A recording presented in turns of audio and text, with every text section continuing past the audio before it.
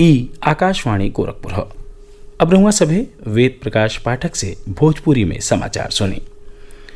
प्रधानमंत्री नरेंद्र मोदी शनिचर के ग्रामीण इलाकन में आजीविका के साधन उपलब्ध करावे बदे गरीब कल्याण रोजगार योजना का शुरुआत करी है। प्रधानमंत्री बिहार के खगड़िया जिला के तेलिहर गांव से वीडियो कॉन्फ्रेंस के जरिए यह अभियान का शुरुआत करी है।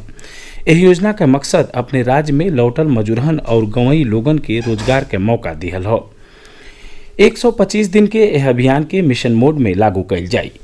यह अभियान उत्तर प्रदेश, बिहार, राजस्थान, मध्य प्रदेश, झारखंड और ओडिशा के 116 जिलन में लागू कइल जाई, जहां लौटे वाले श्रमिकन की संख्या 25,000 से ज्यादा रही।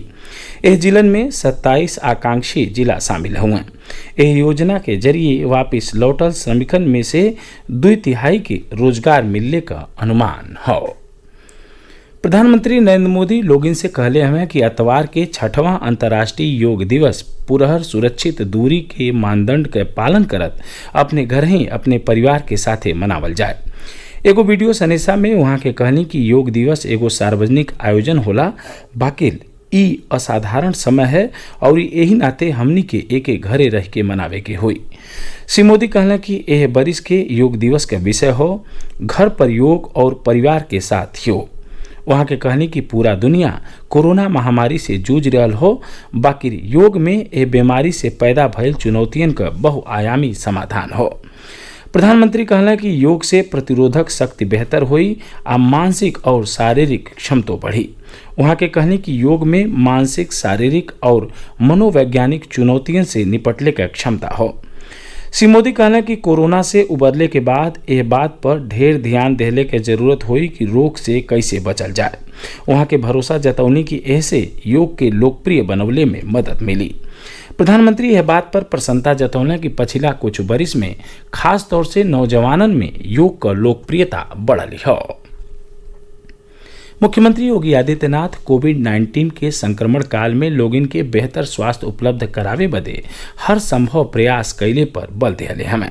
वहाँ के कहनी कि संसाधनन का अधिकतम उपयोग करत 108, 102 ALS निजी नर्सिंग होम के एम्बुलेंस के लेके सज्जो तरह के एम्बुलेंस का सेवा लिहल जाए।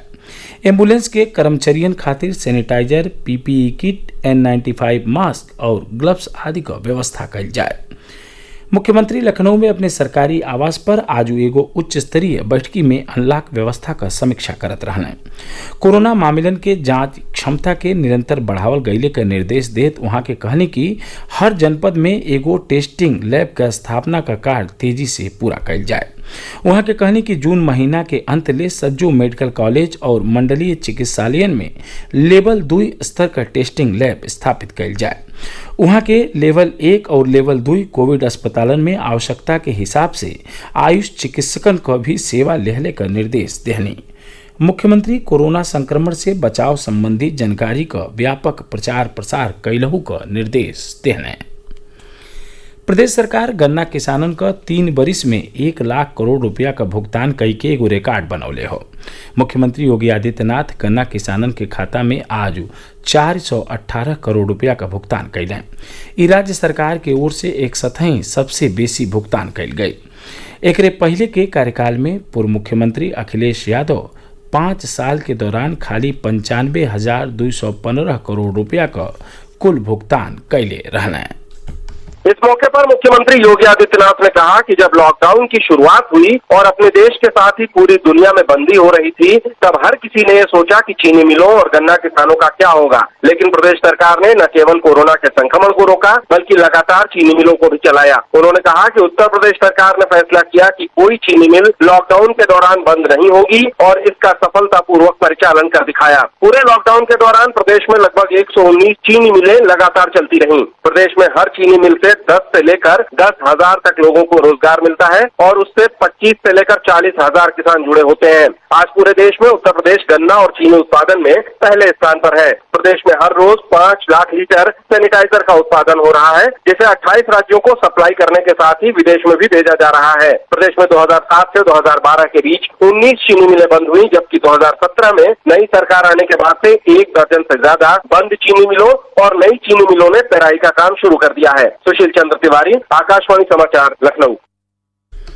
प्रधानमंत्री नरेंद्र मोदी एह महीना के मन की बात कार्यक्रम खातिर लोगिन से आपन विचार भेजे के कहले हमें। श्री मोदी एगो ट्वीट में कहला कि मन की बात एगो सशक्त मंच हो जौन 130 करोड़ भारतीयन के क्षमता प्रदर्शित करेला। वहाँ के कहने कि कार्यक्रम के प्रसारण में अबहिन 2 सप्ताह बाटे, बाकी लोग आपन विचार टोल फ्री नंबर 1-800-11-780 पर रिकॉर्ड करवा सकें आ नमो ऐपो पर भेज सकें। एकरे साथ ही भोजपुरी समाचारन का बुलेटिन पूरा भइल। नमस्कार।